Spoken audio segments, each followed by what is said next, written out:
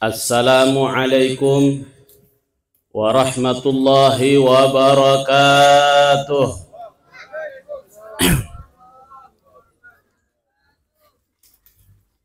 Alhamdulillahilladzi hadana lihadza wa ma kunna linahtadiya laula an hadana Allah. Ashhadu an la ilaha illallah wahdahu la syarika lah wa ashhadu anna sayyidana Muhammadan abduhu wa rasuluh. Allahumma salli wa sallim wa barik ala sayyidina Muhammadin miftahi babi rahmatillah. Adada ma fi ilmillah, salatan wa salaman daimaini bidawami mulkillah, wa ala alihi wa sahbihi wa mawala, amma ba'd. Subhanaka la ilma lana illa ma 'allamtana innaka antal alimul hakim. Rabbi shrah li sadri wa yassir li amri wahlul 'uqdatan min lisani yafqahu qawli.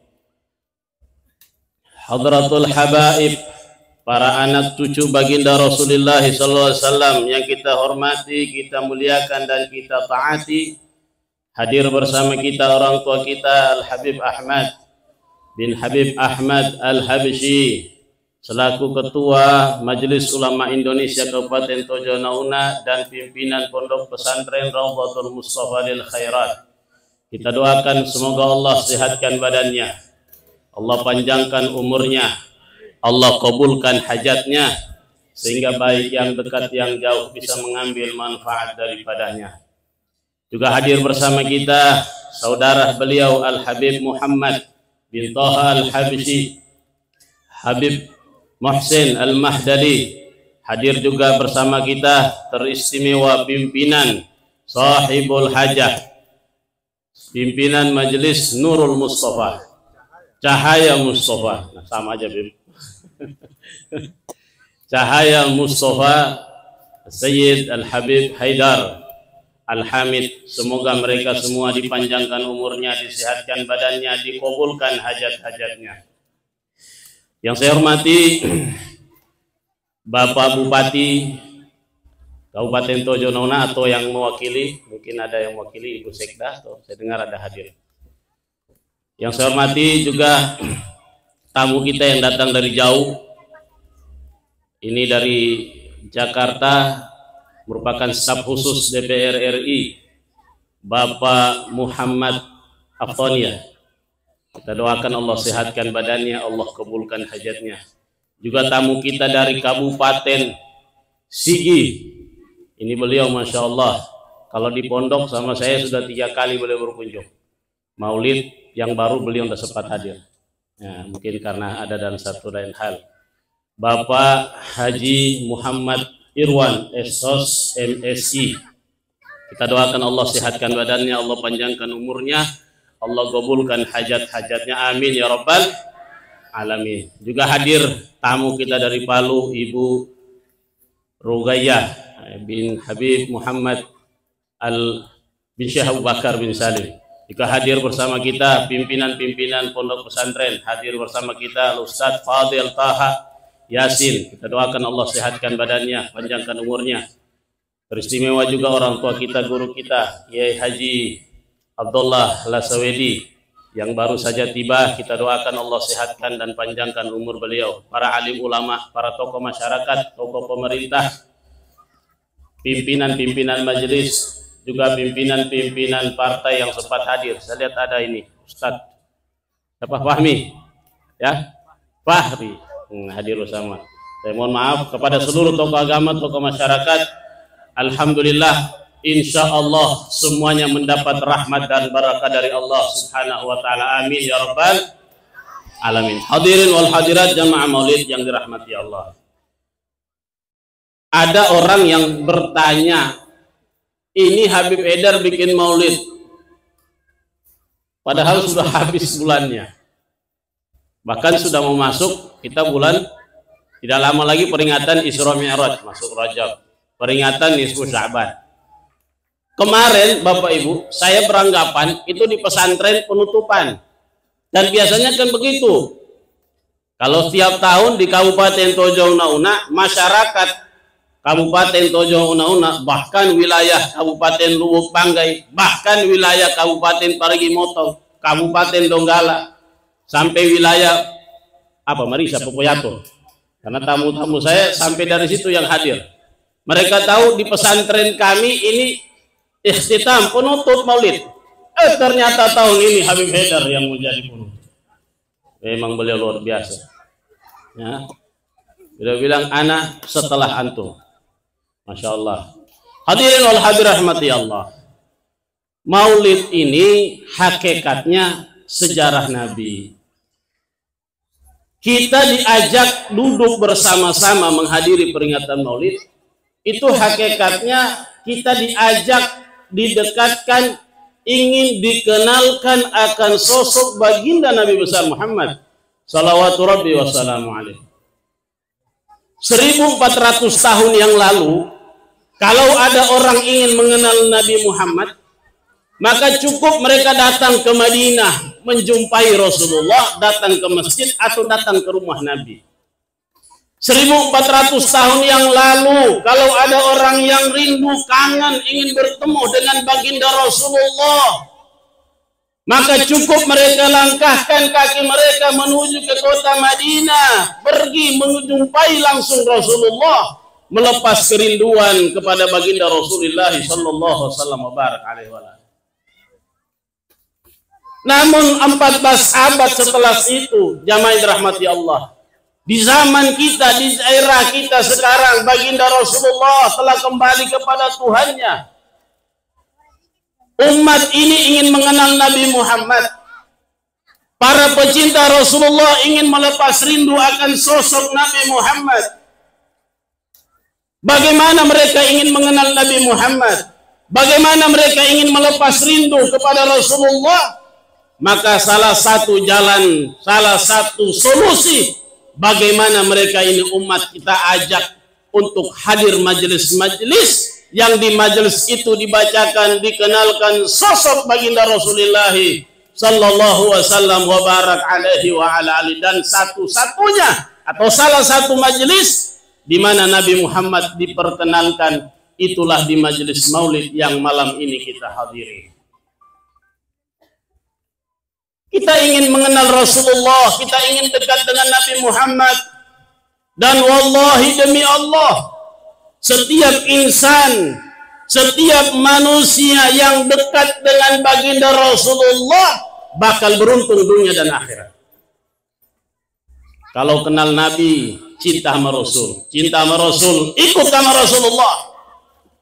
Kalau bersama Rasulullah, kenal betul-betul Nabi Muhammad, dekat dengan Nabi Muhammad, maka dipastikan ini orang beruntung di dunia dan di akhirat. Saya kasih satu contoh Bapak Ibu. Ini kebetulan pas ada pengantin.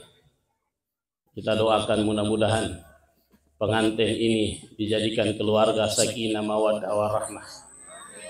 Diberikan anak turunan yang banyak, yang solehin dan solehat. Amin, kencang amin ya kalau bicara kawin. Tadi salamnya lemes, begitu bicara pengantin semangat semua.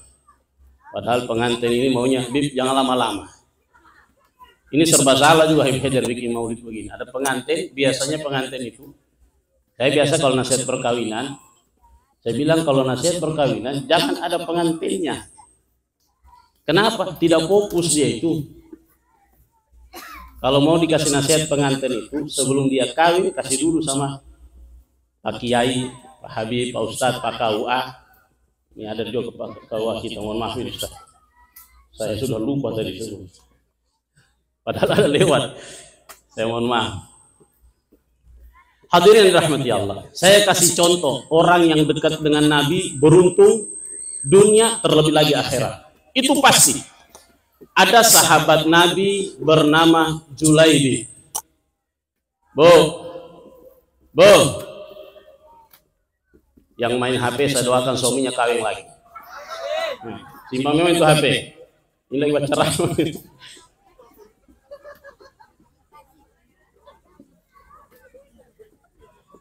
Kenal Julaibib, bro? Kenal Julaibib? Kenal Julaibib? Di mana kenalannya? Julaibib ini sahabat Nabi. Maaf, mohon maaf, terkenal buruk rupa. Orangnya hitam, pendek, hidungnya pesek. Ala kulli hal secara fisik ini di bawah standar. Bahkan kata Syekh Ibnu Hajar, beliau mengatakan beliau ini masykukun nasab. Nasabnya diragukan. Tidak punya nasab. Artinya ada, tapi dia tidak tahu bapak ibunya itu dari mana. Padahal orang Arab itu, apalagi zaman jahiliyah itu, ya tafakhar. Mereka itu bangga dengan mereka punya nasab. Sampai suatu ketika mereka ini saling membanggakan mereka punya gabilah. Saya dari gabilah fulan, saya gabilah. Julaibib diam seorang diri. Masuk Rasulullah sallallahu alaihi wasallam. Beliau pegang Julaibib. Julaibib minni wa ana min Julaibib. Julaibib dari bagianku dan aku bagian dari Julaibib. Ini sahabat Nabi. Dan Sayyiduna Julaibib ini Bapak Ibu, itu dianggap sesuatu yang kalaulah hadir di suatu majelis orang berpapasan itu seolah-olah kayak ada sesuatu yang kurang. Saking begitu dari segi fisik sudah seperti itu orang memandang. Tapi lihat, setelah dia mengenal Rasulullah, dia mendapatkan hidayah Islam, dekat dengan Rasulullah. Ingat, dekat dengan Rasulullah. Tumbuh rasa cinta di hati kepada Nabi Muhammad, maka mendapatkan kemuliaan bersama Rasulullah SAW, yaitu suatu ketika Nabi datang. Nabi pun bertanya kepada Julaibib, ya Julaibib, hal la tatazawwaj? Ini pertanyaan ini luar biasa, Bu. Kata Nabi sama Julaibib, Julaibib, ente tidak mau kawin? Pertanyaan yang ditanya seperti ini, Julaibib kaget. Allah, Nabi tanya mau nikah. Maka dia anggap pertanyaan ini mungkin hanya sekedar gurauan dari Rasulullah, tapi dijawab. Beliau katakan, adakah yang mau menikah dengan saya di dunia ini ya Rasulullah? Dibalas banyak gitu. Kalau di akhirat pasti. Setiap kita pasti punya pasangan. Sekalipun di dunia dia jomblo. Jadi tenang, Bapak Ibu yang masih jomblo jangan khawatir. Di akhirat tetap akan punya pasangan. Tapi kalau bisa jangan jomblo, usahakan kawin. Usahakan kawin. Kalau belum kawin, tahun depan daftar sama Hebedar. Insyaallah Maulid akan ada lagi panggung. Saya lihat ini 3 panggungnya. Kalah saya punya di Bantuga. Bantuga cuma 1 panggung. Ini Habib Haidar luar biasa. 3 panggung untuk pengantin, panggung kedua dan panggung ketiga. Luar biasa. Jadi Nabi Muhammad sallallahu alaihi wasallam bertanya, "Hal la tatazawwaj?" Julaibib, ente tidak mau kawin? Kata saya Julaibib, ya Rasulullah, adakah yang mau menikah dengan saya di dunia ini? Kalau di akhirat pasti. Nabi pun biarkan. Pulanglah Sayyidina Julaibib. Semalam dia pikir pertanyaan Rasulullah. Aduh, Nabi bertanya, ya Allah. Jadi kepikiran. Terbayang-bayang pertanyaan Rasulullah. Sampai besok hari ketika selesai sholat, Nabi pun bertanya, Aina Julaibib? Mana Julaibib? Sahabat bilang Julaibib. Nabi tanya, ya Allah, mudah-mudahan jangan pertanyaan kayak kemarin. Kenapa Julaibib berkata demikian? Beliau minder, beliau sadar tahu diri. Beliau melihat fisik beliau dan pasti tidak akan ada orang yang mau menerima lamaran Julaibib. Namun Nabi pun bertanya lagi, Julaibib, hal la tatazawwaj? Ente tidak kawin? Julaibib kedua kali menjawab, ya Rasulullah, adakah orang yang mau menikahkan putrinya denganku? Atau adakah wanita yang ingin aku menjadikan dia sebagai istriku? Nabi pun biarkan. Setelah pulang, ternyata pertanyaan kedua ini menjadi semakin membuat Sayyidina Julaibib gelisah. Sampai dia katakan sama dirinya sendiri, ya Julaibib, alangkah kurang ajarnya dirimu dengan Rasulullah. Nabi bertanya, kau kasih alasan. Bukankah Nabi kalau sudah bertanya, kita hanya katakan sam'an wa ta'atan, taat dan patuhi perintahmu ya Rasulullah. Kalau kau suruh kawin, saya kawin. Maka hari ketiganya Julaibib sudah berniat, kalaulah Nabi tanya, adakah kau ingin menikah? Saya akan katakan, kalau kau suruh Rasulullah, saya akan menikah. Tidak lagi saya bilang, adakah yang menikah? Ditanya, hal la tatazawwaj, tidak maukah kau menikah ya Julaibib? Ya Allah, ini pertanyaan tidak mau menikah ini. Kata Sayyidina Julaibib, saya akan menikah ya Rasulullah. Kalau kau nikahkan saya nikah, kata Rasulullah. Tayyib, mari bersama saya. Dipanggil Pak. Kata Julaibib, kemana ya Rasul? Kita mau melamar anak orang. Ini Julaibib, apa istilahnya? Totopore, tahu totopore? Bahasa Inggris. Gemetar. Bahagia bercampur was-was. Bahagia, Allah mau dikasih nikah. Ya Rasul kemana? Itu di ujung kota Madinah ada satu keluarga kaya raya, bahkan tokoh terpandang, sahabatku, ayo kita ke sana. Dia punya gadis yang cantik, jelita luar biasa.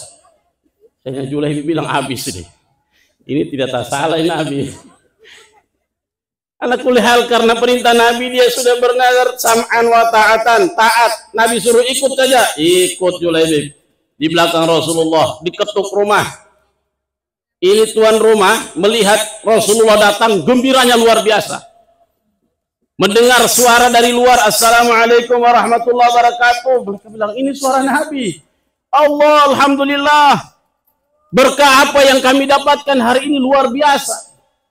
Rasulullah berkunjung ke rumah kami. Waalaikumsalam warahmatullahi wabarakatuh. Ya Rasulullah, masuk ya Rasulullah. Silakan ya Rasulullah. Ini mic-nya nih. Bismillah. Bismillah. Tidak ada. Bismillah. Bismillah. Baik. Jangan yang kode sudah. Kode dari pengantin. Apa sudah yang baginya pengantin? Ya Rasulullah, gerangan apa ya Rasulullah engkau datang kemari? Kata Rasulullah, saya datang ingin meminang putri Anda. Masya Allah, ya Allah, alhamdulillah, ya Rasulullah, alangkah gembiranya kami. Kata Nabi, tunggu dulu, bukan buat saya. Buat siapa ya Rasul? Buat sebelah saya, Julaibib. Innalillahi wa inna ilaihi raji'un.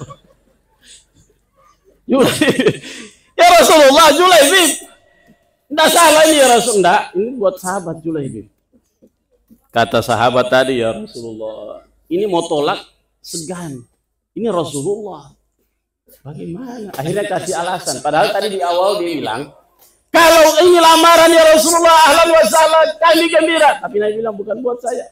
Buat siapa ya Rasul? Buat Julaibib. Akhirnya yang semangatnya tadi menggebu-gebu langsung jatuh ke bawah luar biasa. Ya Rasul, saya kan punya istri, punya ibu, anak saya. Boleh tidak saya musyawarah? Ya, musyawarah saja. Masuk ke dalam. Bu, itu Rasulullah. Rasulullah ya. Alhamdulillah ya, kita kedatangan Rasulullah. Gerangan apa Nabi datang kemari? Nabi mau melamar putri kita. Alhamdulillah, suamiku Masya Allah. Rasulullah jadi menantu kita. Tunggu dulu, belum habis bicara.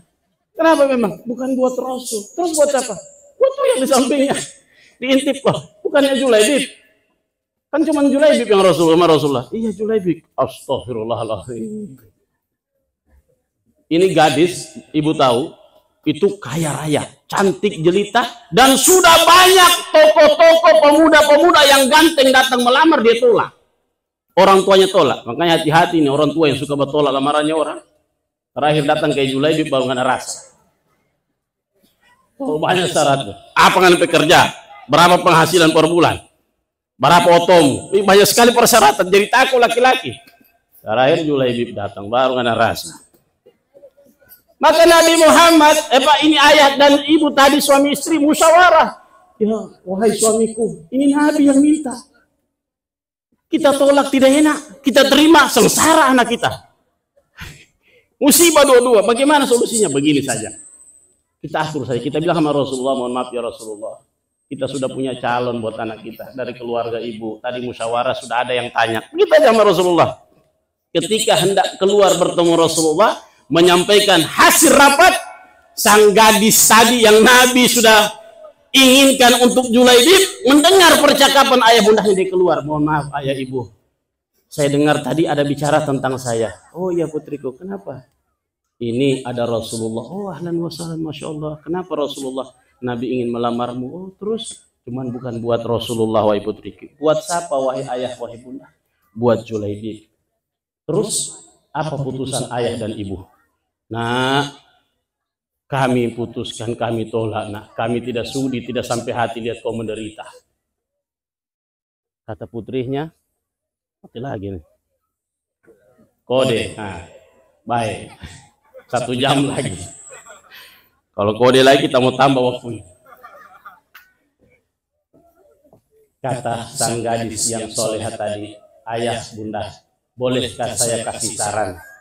Kata ayahnya, silakan wahai putriku. Wahai ayah dan ibuku, kalau saya pribadi, saya terima lamaran Rasulullah untuk Julaibib akan diriku. Kaget ayah dan bundanya. Putriku Julaibib. Iya. Kau kenal Julaibib?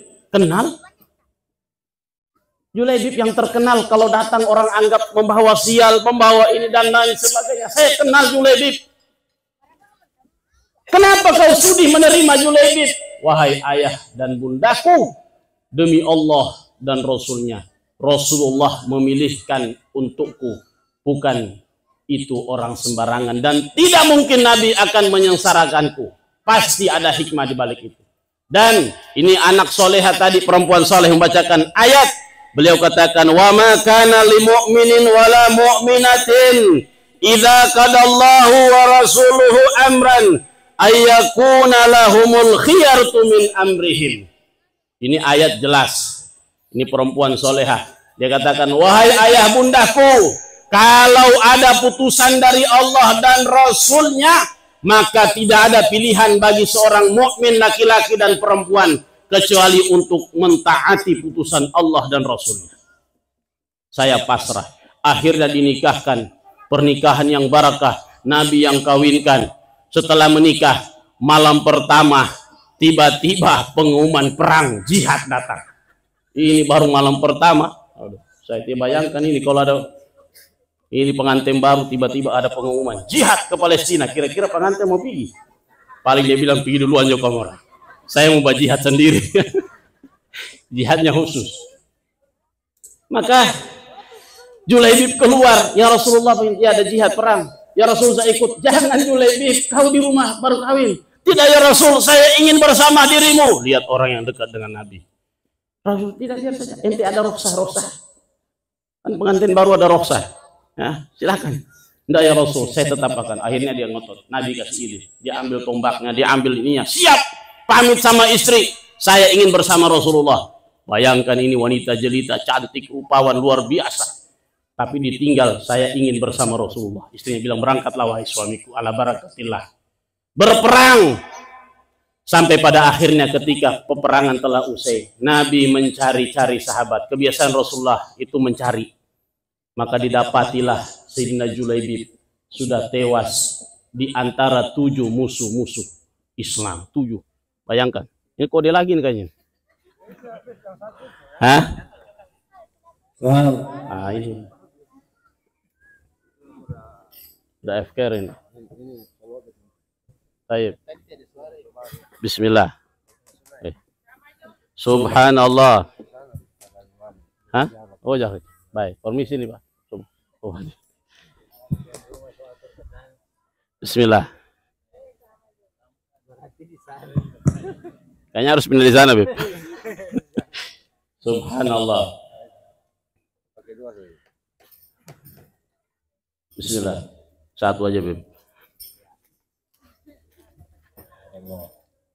Baik. Nabi berkata, ya Julaibib. Mereka menyerangmu, kau membunuh mereka dan mereka pun membunuhmu. Tewas seketika. Nabi dekati, Nabi menangis. Saat itu Rasulullah tiba-tiba memalingkan wajahnya. Sahabat bertanya, kenapa ya Rasul? Rasulullah bilang, ini ratusan bidadari turun dari surga ingin menjemput Julaibib radhiyallahu ta'ala. Bayangkan, dirindukan oleh bidadari surga, sosok manusia seperti ini. Kenapa bisa mendapatkan kedudukan makam seperti itu, Bapak Ibu yang dirahmati Allah? Karena Sayyiduna Julaibib ini orang yang dekat cinta kepada baginda Rasulullah sallallahu wasallam wa barak alaihi wa ala alihi. Hadirin wal hadirat jamaah maulid yang dirahmati Allah. Jadi kita hadir maulid ini hakikatnya kita ingin didekatkan sama Rasulullah. Kita ingin dikenalkan dengan Rasulullah. Kalau Allah sudah kenal, kita akan jatuh cinta sama Rasulullah. Man ahabbah, maka kata Sayyidina Ali, man arafahu ahabbah. Siapa yang mengenal Nabi pasti jatuh hati, jatuh cinta sama Rasulullah. Kalau orang sudah cinta, terasa ringan langkah kaki untuk mencontohi kepada Rasulullah. Nabi perintahkan untuk salat, dia salat. Nabi perintahkan untuk lakukan ini, dia lakukan ini. Nabi larang untuk jangan putuskan silaturahim, dia tidak akan mau putuskan silaturahim. Apalagi sudah masuk tahun-tahun begini, tahun bakalai. Ini tahun bakalai. Jangan orang lain. Bersaudara bisa bakalai. Ini muskilah. Jangankan orang lain, suami istri, pisah kamar cuma gara-gara beda perahu. Saya bilang, kenapa bisa begitu? Saya beberapa hari tidak satu anak. Kenapa? Lain DP pilihan, kita juga lain. Mau kemana? Nabi Muhammad punya wasiat, punya pesan sama kita. La taqata'u, wa la tadabaru, wa la tanajashu, wa la tabaghadu. Wa kunu ibadallahi ikhwanan, kata Rasulullah. Jangan kalian saling bermusuhan. Jangan saling memutuskan silaturahim. Jangan saling siku. Jangan saling menjatuhkan. Wa kunu ibadallahi ikhwanan. Nabi pesan, jadilah kalian itu orang yang bersaudara. Kita pesta demokrasi tapi bakal lain. Orang biasanya pesta itu gembira. Betul tidak Pak Bupati? Pesta orang gembira. Silahkan masing-masing punya pilihan.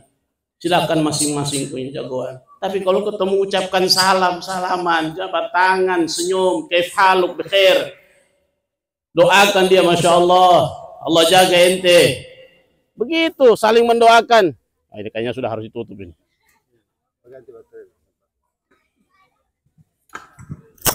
Kayaknya betul-betul disuruh tutup ya.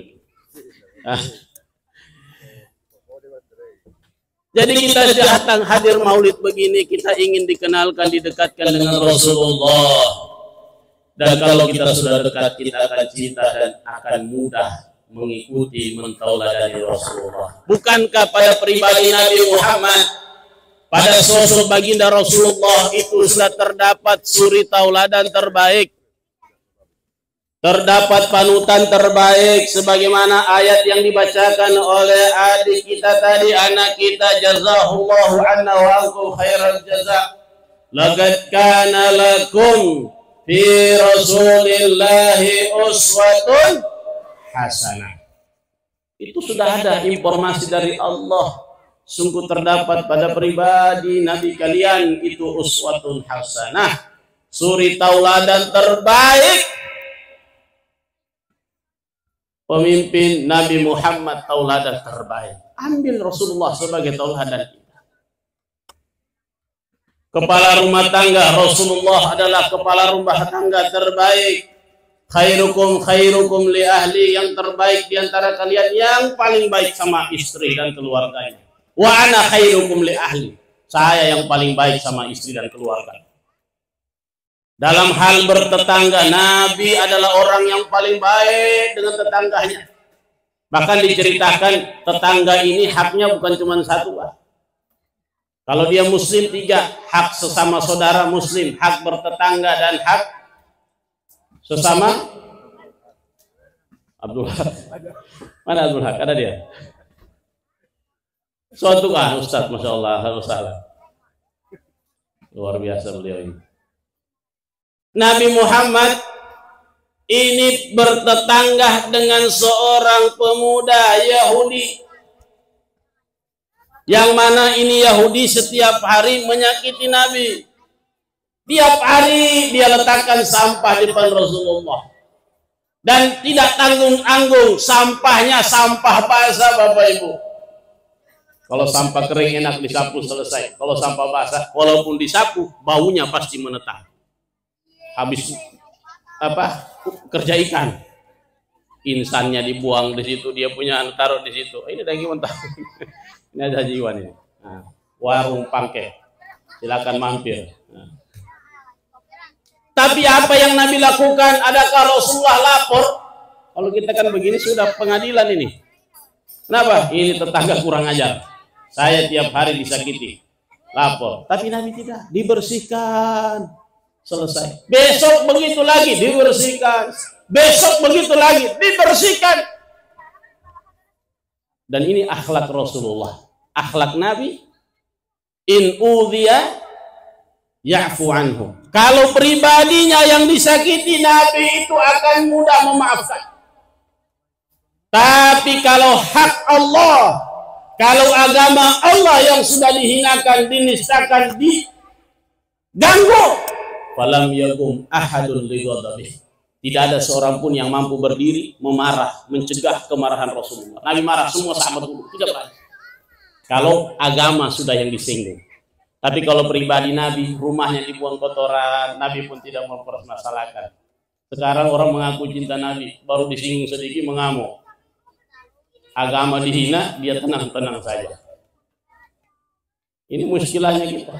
Kalau Rasulullah, kalau pribadi, bahkan pernah Nabi dilempari kotoran ontak, isi perut ontak ditaruh, Nabi maafkan. Dilempari batu, sampai berdarah-darah Rasulullah. Sampai Jibril bawa malaikat gunung.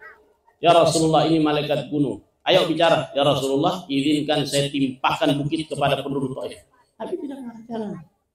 Justru angkat tangan, Allahumma hdi qaumi fa innahum la ya'lamun. Maafkan mereka kaumku. Dia tidak tahu ya Allah. Didoakan kalaupun tidak hidayah ya Allah, tolong yang ada generasi berikutnya di seluruh mereka, saya doakan dapat hidayah. Bahkan orang yang belum lahir, kakek neneknya menzalimi Nabi, tapi rahmat ini masuk ke sulbi mereka. Kalaupun mereka belum, ya Allah, tolong kasih hidayah anak turunan mereka. Dan itu terbukti. Salah satu pembela orang-orang yang membela Rasulullah, penduduk-penduduk yang tadinya memusuhi Rasulullah Sallallahu Alaihi Wasallam. Akhlak Rasulullah dibersihkan sampah. Sampai suatu ketika Nabi keluar, sampahnya sudah tidak ada. Kan bingung Rasulullah, ini sampahnya mana?